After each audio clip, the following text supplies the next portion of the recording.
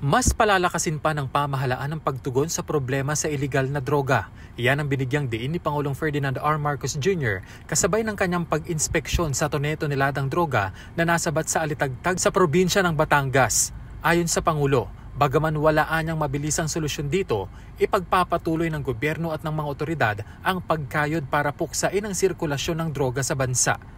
Kailangan talaga kayod. We have to operate, we have to gather intelligence, we have to coordinate with Interpol, we have to coordinate with intelligence and drug agencies of other countries around, of ASEAN, of Asia, kung saan man nanggagaling. Because this is an international crime.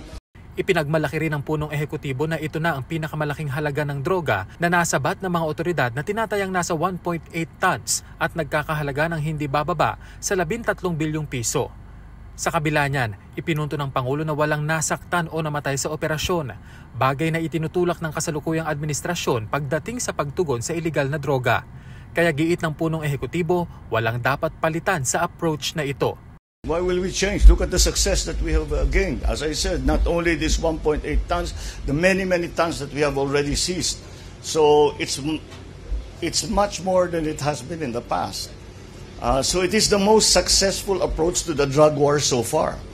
So why will we change it? We won't change it. We'll continue to do what we are doing. Kasunod nito, binigyang diin din ni Pangulong Marcos Jr. na walang sasantuhin ng pamahalaan sa kampanya nito kontra iligal na droga. Ang ating ginagawa, we take apart, binabaklas natin yung mga sindikato, kahit sino man. Ang nakita natin may kasabwat dito sa drug trade.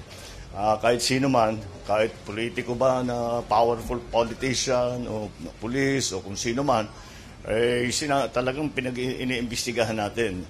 Babala naman ng Pangulo sa mga drug syndicate. Bahala kayo sa ginagawa niyo, basta tuloy-tuloy lang kami. Aabutan din namin kayo. Maliit lang ang Pilipinas.